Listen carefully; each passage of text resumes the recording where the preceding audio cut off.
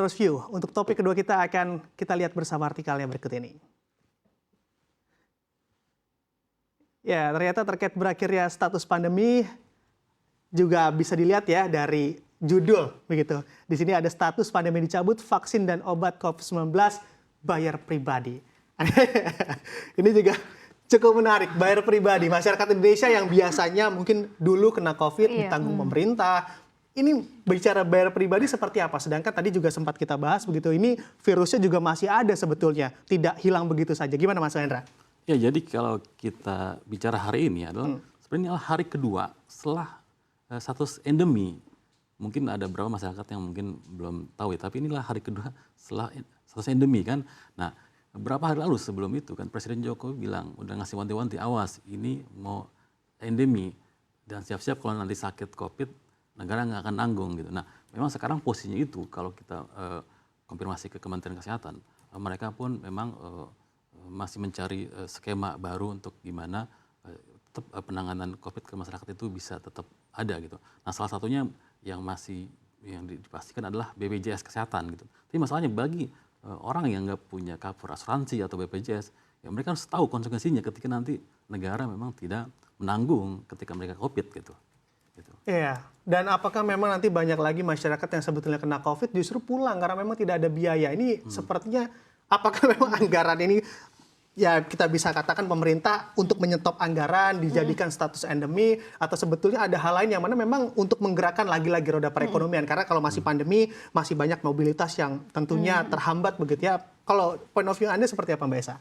Kalau kita melihat mendengar kembali ucapan Pak Jokowi kan bahwa ini diambil karena kasusnya sudah turun dan memang ya kita lihat sebenarnya kasus itu jauh lebih turun ya. Kalau kita lihat sampai per 16 Juni itu cuma 3.900 bandingkan dengan mungkin bulan bulan Mei itu yang 30, bahkan ingat ya dulu kita Juli 2021 itu ketika banyak sekali kasus Delta ya menghancur semuanya ya dan ribuan orang bahkan meninggal setiap hari, bahwa kondisinya sekarang sudah jauh lebih terkendali karena Pak pemerintah juga melihat bahwa yang terburuk itu sebenarnya mungkin sudah berlalu ya, dengan mungkin kita yang paling terburuk periode kita tentu saja Delta ya. Dengan periode terburuk berlalu dan bagaimanapun kalau virus kan kayak seperti kompetisi aja ya. Ini yang mungkin yang terburuk sudah tewas dan kita tinggal yang virusnya mungkin ada tapi dengan adanya imunisasi vaksinasi ya itu sudah istilahnya orang perlindungannya juga sudah banyak dan kan orang yang sudah terkena COVID juga kan membuat perlindungan sendiri. Artinya bahwa yang terlihat yang sekarang ini kemungkinan akan ada virus baru, kemudian juga tetap COVID tetap ada, tapi tingkat mungkin dari dampaknya ke kita itu akan jauh berkurang karena bagaimana kita punya perlindungan, sudah vaksinasi dan orang-orang juga mungkin kalaupun ke pelayan kesehatan juga orang sudah tahu ya akan berbuat seperti apa. Jadi itu yang membuat pemerintah percaya diri bahwa sudah saatnya kita memasuki endemi. Ya, pemerintah percaya diri, masyarakat juga harus percaya diri bahwa harus sehat-sehat saja karena tidak di-cover ternyata memang untuk kalau kita terkena COVID selanjutnya. Tapi jangan asal juga ya. Nah, kalau dari Mas Hendra, terkait tingkat COVID-19 yang mengalami penurunan, ini sebetulnya memang betul-betul turun atau sebetulnya masyarakat kita sudah enggan untuk di saat tidak enak badan, meriang, periksa ke dokter. Jadi memang sepertinya trennya menurun. Sebetulnya memang tingkat masyarakat, kesadaran masyarakat akan mengetes dirinya untuk tes COVID sudah rendah. Ya, kalau kita kembali ke apa yang disampaikan Pak Jokowi itu bahwa tingkat kekebalan masyarakat itu mencapai berapa? 59% ya? Nah, itu sebenarnya sudah sangat luar biasa sekali gitu kan.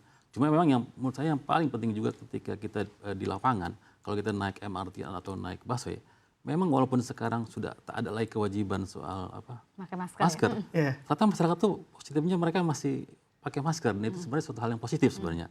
Artinya kita tidak bicara hanya soal bicara COVID aja, tapi kan mungkin dengan ada perilaku baru ini justru bisa mungkin mencegah penyakit-penyakit lain gitu kan. Dan ini menurut saya poin penting dari masyarakat gitu.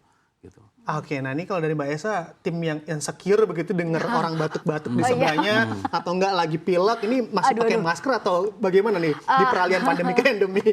Kalau saya mungkin lebih baik kalau kondisi mungkin tidak COVID tapi bahkan ketika ingat minggu kemarin polusi Jakarta sangat buruk.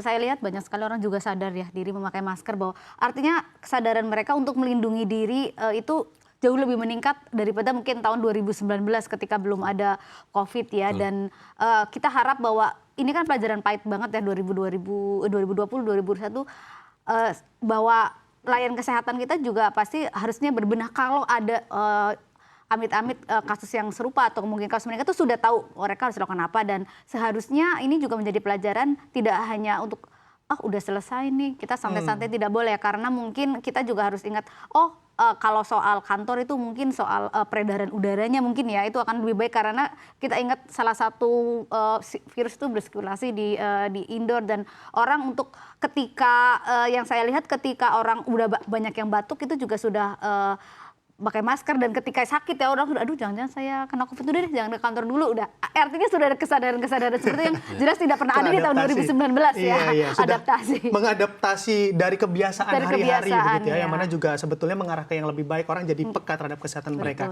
Ini masih bicara terkait biaya asuransi. Kalau misalnya masyarakat kita terkena begitu, walaupun tadi Anda katakan BPJS mengcover, sebetulnya kalau dari asuransi lain apakah juga ikut mengcover? Misalnya saja ingin mendapat proteksi yang lebih, obatnya tidak cocok dan lain-lain, asuransi swasta menurut editor seperti apa dengan adanya perubahan pandemi dan juga endemi kali ini? Iya, itu sebenarnya yang paling penting adalah tadi ya soal perilaku baru itu. Gimana tanggung jawab kesehatan itu ditanggung sama sendiri, artinya tanggung jawab terhadap kesehatan sendiri. Nah, selain itu juga memang masyarakat harus diedukasi bahwa memang juga harus siap dengan mengcover dirinya untuk asuransi kesehatan gitu kan. Apalagi kan kalau konteksnya COVID ya memang arah-arahnya memang bakal tidak ditanggung kan gitu. Nah, makanya itu asuransi itu penting gitu, baik itu BPJS maupun asuransi swasta gitu sih. Oke, kalau dari Anda apakah ini juga meningkatkan nantinya di riset Anda dengan misalnya saja tidak sudah di-cover pemerintah, yang mana juga masyarakat harus mengeluarkan uang atau kocek pribadi, kinerja asuransi jadi melejit begitu di tahun depan atau di tahun-tahun berikutnya karena pemerintah sudah tidak meng-cover lagi?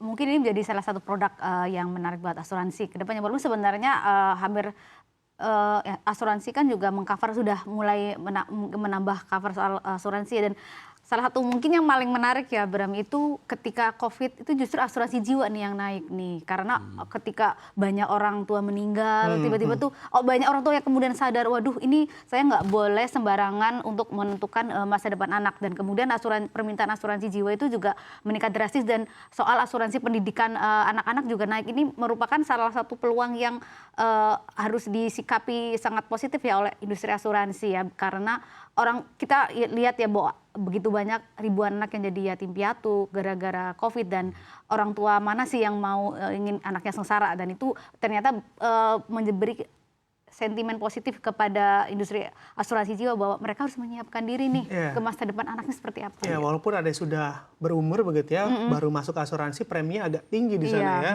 Daripada terlambat ya, daripada tidak sama sekali. Daripada terlambat. Iya, sebetulnya kalau kita kaitkan dengan perubahan status yang dilontarkan oleh Presiden kita, Presiden Jokowi, dari pandemi ke endemi, apakah memang Anda melihatnya juga nantinya akan mobilitas kita tinggi, ekonomi kembali bergulir dengan cepat, atau sebetulnya memang ini hanya membuat psikologis masyarakat akan lebih kuat saja begitu sudah tidak ada pandemi, Mas Hendra? Ya sebenarnya apa yang disampaikan Pak Jokowi beberapa hari lalu itu sifatnya formalitas saja sebenarnya. Praktiknya sebenarnya secara de facto itu masyarakat sudah terbuka sebenarnya sejak tahun lalu sebenarnya kan. Apalagi konser-konser sudah bergulir, bisnis konser, bahkan mungkin kemarin sepak bola timnas lawan Argentina sudah berkerumun besar sekali kan. Itu artinya sebenarnya secara de facto ya kita sebenarnya sudah melewati itu. Cuma memang kemarin Pak Jokowi memformalkannya aja bahwa sudah endemi gitu aja sih. Saya kira gongnya itu justru ini ya, tahun lalu ketika pemerintah mengizinkan mudik untuk pertama kalinya 2022, itu artinya bahwa pemerintah udah siap membuka diri, masyarakat sudah diizinkan mobilitasnya naik, artinya bahwa silahkan bersenang-senang gitu sekarang. Tidak perlu, istilahnya tidak perlu ketakutannya berlebihan ya mungkin ya. Walaupun sebenarnya ingat kita juga tetap harus waspada, karena kita tidak tahu ya virus ini akan berkembang seperti apa, karena varian-varian baru pasti akan tetap ada. Gitu. Boleh saja bereuforia, bersenang-senang, memberikan ekspresi-ekspresi kesenangan begitu ya, nonton konser, nonton sepak bola, tapi ingat kalau batuk jangan merugikan orang lain, karena memang asuransinya tidak di-cover lagi oleh pemerintah. Nah, terima kasih Mas Hendra dan juga Mbak Esa telah bergabung bersama kami di Editor's View di pagi hari ini. Sukses dan sehat selalu pastinya untuk sehat selalu nih yang harus ditekankan ya. Karena sehat mahal ya. Sehat itu mahal.